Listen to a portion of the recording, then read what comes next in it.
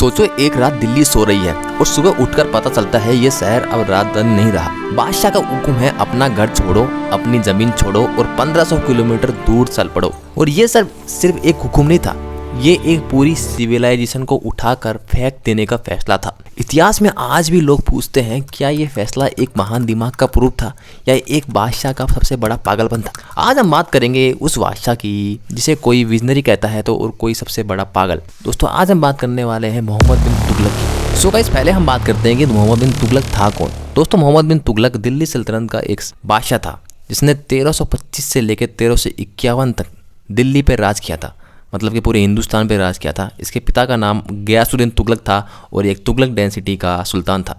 ये वो रूलर था जो अरेबिक, पर्शियन, ग्रीक फिलोसफी पढ़ चुका था, मैथ्स, लॉजिक और साइंस में इंटरेस्ट रखता था। इतिहास के मुताबिक ये अपने टाइम का सबसे पढ़ा लिखा सुल्तान था। इससे आप समझ सकते हो भाई इतने पढ़ा लिखा इंसान आज के टाइम पे होता तो क्या कुछ नहीं कर सकता। हिस्टोरियन इवन बतौता लिखता है कि मोहम्मद बिन तुगलक एक्स्ट्रा ऑर्डिनरी इंटेलिजेंट रखता था पर फैसलों में जल्दबाजी करता था। मतलब दिमाग से वो तेज था पर ज़मीन से जुड़ा नहीं था। मतलब कि वो अपने जो लोग थे ना उन्हें समझता नहीं था कि कुछ लोग भी हैं, उन्हें नंबर समझता था। तुगलक का सपना था कि पूरा हिंदुस्तान पर उसका पूरा राज हो, स्ट्रॉन्ग और सेंट्रलाइज कंट्रोल, मतलब पूरा हिंदुस्तान के लोग उसके अंदर आ जाएं। पर प्रॉब्लम ये थी कि उसका दिमाग फ्यूचर में जीता था और आवाम प्रेजेंट में थी। अब आते हैं उन फैसलों पर जो उसके नाम के साथ हमेशा जुड़ गया। दोस्तों हम बात कर रहे हैं कैपिटल शिफ्ट के बारे में। दोस्तों मोहम्मद बिन तुगलक के टाइम और उससे पहले देश की राजधानी दिल्ली थी जो कि अभी भी है। उसके बाद मोहम्मद बिन तुगलक ने उसे दौलताबाद किया पर वो भी कुछ टाइम के लिए, और वो भी उसकी हालत बहुत ख़राब हो गई। उसके बारे में हम वीडियो में बाद में बात करेंगे। यहाँ से दौलताबाद 1500 किलोमीटर दूर है जो कि महाराष्ट्र के अंदर है। इसका नाम देवागिरी था पहले। तो आप समझ लो कि ये वही बात होगी कि दिल्ली से मुंबई आपको कल जाना है, तो ये वही चीज़ थी। अब बात करते हैं कि कैपिटल शिफ्ट करी क्यों। तुगलक का लॉजिक जो कि बहुत स्ट्रॉन्ग हो सकता है। दिल्ली अनसेफ हो रही थी, मंगोल अटैक नॉर्थ वेस्ट से बार बार इन्वेशन का खतरा था। और आपको पता ही है कि उस टाइम 12 to 13 सेंचुरी तक 100 साल तक मंगोलों ने कितना खतरनाक मसाकर किया था। सबको उड़ा मार रहे थे, जा रहे थे, वहाँ पर अत्याचार किए जा रहे थे, लूटपाट हो जा रही थी। तो उसे खतरा था कि अगर दिल्ली में भी मंगोल्स आ गए तो सबसे पहले तो मुझे मारेंगे, फिर सबके सब अगर वो कंट्रोल कर लिया तो पूरे हिंदुस्तान उनके हाथों में चला जाएगा। तो उसे सबसे बड़ी तो गद्दी की चिंता चाहता रही थी और साथ साथ जनता की भी कि ऐसा हो सकता है। और दूसरा उसका था कि उसका साउथ इंडिया पर कंट्रोल करना था, क्योंकि उस टाइम था कि साउथ इंडिया था वो दिल्ली से बहुत दूर था और कंट्रोल से बहुत दूर था। वो चाहता था कि वो बीच में जो वो दौलताबाद है वो बीच में था, क्योंकि आज का जो नागपुर है उसी के आसपास, मतलब वैसा ही था, दो बीचों बीच था, जिससे कि वो नॉर्थ भी अपना एक हाथ रख सकता था और साउथ इंडिया पे भी अपना एक हाथ रख सकता था, जिससे कि उसके हाथ में वो आ जाता। और जो डेक्कन के जो रिविलियंस थे, जो कि बाद में शिवाजी निकले थे, उससे पहले बहुत सारे रिविलियंस थे जो हमेशा से बोलते थे कि इन्हें बाहर करो, उन्हें बाहर करो। तो उनसे भी उनके ऊपर कंट्रोल करना आसान हो जाता अगर दौलताबाद में वो उसकी हो जाती राजधानी। दौलताबाद का लोकेशन दोस्तों इंडिया के ऑलमोस्ट बीच में था, मिलिट्री और ट्रेड के लिए बहुत अच्छा था थ्योरी में। उसका यूनिफाइड इंडिया का सपना था, मतलब कि एक ऐसी राजधानी जहां से पूरा हिंदुस्तान कंट्रोल में हो। दोस्तों हिस्टोरियन जियाउद्दीन बरानी लिखते हैं कि सुल्तान का इरादा लॉजिकल था पर उसने इंसान को सिर्फ नंबर समझा, उसने ये नहीं समझा कि भाई ये इंसान है। सबसे बड़ी गलती क्या थी मोहम्मद बिन तुगलक की। अब दोस्तों यहीं से कहानी डार्क हो जाती है। तुगलक ने क्या किया था, पूरी दिल्ली की पॉपुलेशन को जबरदस्ती शिफ्ट, ऐसे रिच हो या पुअर हो, औरत हो, बच्चे हो, बुजुर्ग हो, कोई नहीं बचा। फूट मार्च या बैलगाड़ी से सफर, जो शहर सदियों में बना था उसे एक ऑर्डर में खाली करवा दिया गया। बरानी लिखते हैं कि रास्तों पर लाशें बिखरी पड़ी थी, भूख, प्यास और थकान से लोग मर रहे थे। ये तो वही बात हो गई कि अगर आप आज भी दिल्ली से मुंबई जाओ ना तो आपकी हालत ख़राब हो जाए। फिर भी वो तो लोग पैदल से जा रहे थे, वहाँ पर तो कोई सुविधा भी नहीं थी। ये सिर्फ कैपिटल शिफ्ट नहीं थी, ये एक पूरे शहर को फोर्स एग्जिट था। लेकिन कहानी यहाँ खत्म नहीं होती, क्योंकि जो दौलताबाद पहुंचते हैं उनके वहाँ इंतजार कर रही होती है और भी बड़ी प्रॉब्लम। दोस्तों हम बात करेंगे दौलताबाद पहुंचने के बाद उनके साथ हुआ क्या। अब समझना जरूरी है कि दौलताबाद था क्या। दौलताबाद दोस्तों कोई नॉर्मल शहर तो था नहीं। दौलताबाद का जो पुराना नाम था वो देवागिरी है, आज के महाराष्ट्र में शिफ्ट है। एक हिल पोर्ट है जो चारों तरफ से पहाड़ों से घिरा हुआ था। मिलिट्री पॉइंट ऑफ व्यू से देखा जाए तो दौलताबाद एक नेचुरल फोर्ट्रेस है, मतलब कि कोई भी आसानी से उस पर अटैक नहीं कर सकता था। इसलिए तुगलक को दौलताबाद का फोर्ट चाहिए था।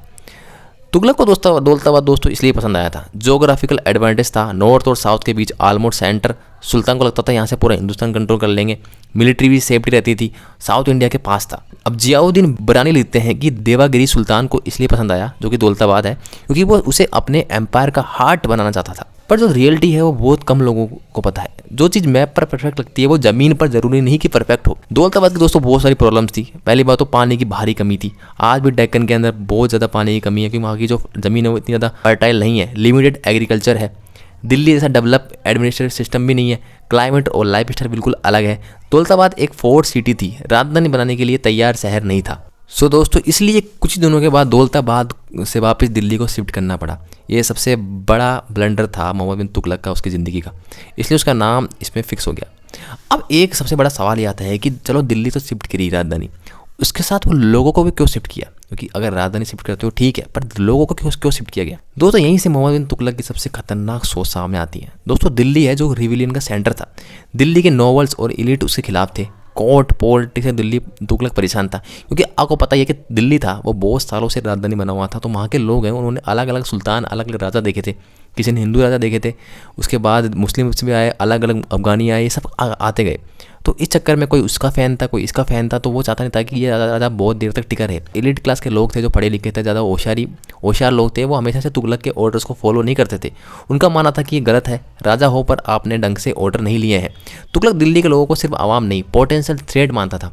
उनका था कि जो कुछ से कुछ सपोर्टर हैं वो चले मेरे साथ और वो अलग राजधानी बनाए और यहाँ पे रहते हैं, उनको हम दवा देंगे। और उनका यही मानना था कि सबको ले जाएं और जो रास्ते में मौत हो सकती है। सुल्तान को दिल्ली के लोगों पर बिल्कुल भी भरोसा नहीं था। कैपिटल शिफ्ट का आइडिया नहीं बल्कि पॉपुलेशन शिफ्ट का एक्सपेरिमेंट था। तुगलक चाहता था कि राजधानी के साथ उसके लोयल लोग हैं वो भी शिफ्ट हो जाए। और उसे अपनी दाग जमानी थी कि मतलब कि उसको बताना था कि रिविलियंस को, आसपास के राजाओं को, कि देखो मैं इतना पावरफुल हूँ कि जो मेरे लोग हैं मेरे एक इशारे पर यहाँ से वहाँ चले गए। तो वो मतलब उसको अपनी ताकत दिखाने दी कि मैं कितना ताकतवर हूँ, जिससे कि कोई भी मुझसे पंगा ना ले। तो इन सबके चक्करों में जो दिल्ली के लोग थे उन्हें खामे उठाना पड़ा और बहुत लोग मारे गए। एक तरीके से हम कह सकते हैं कि जो सुल्तान था वो बहुत विजनरी था। वो चाहता था कि अपना पूरा देश सेव रहे और डेवलपमेंट हो और जाके मतलब कि सब उसके साथ रहें, बट वो सब पूरा भारत उसके कंट्रोल में रहे। पर उसका मूव अलग चला गया। वो नंबर समझता था लोगों को और उसने उनकी इमोशंस की कदर नहीं करी, और जो अपने रिविलियंस को दबाने के चक्कर में बहुत सारे लोगों की मौत हो चुकी थी। दोस्तों, इस चक्कर में दिल्ली के लोगों को शिफ्ट किया गया दौलताबाद की तरफ, और वापस वहाँ से उनके हाथ ख़राब होने के बाद वापस वो लोग आए, पर बहुत कम संख्या में।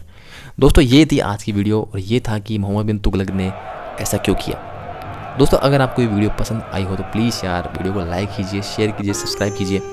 मैं मिलता हूँ फिर आपको एक नए और इंटरेस्टिंग वीडियो के अंदर। Thank you guys.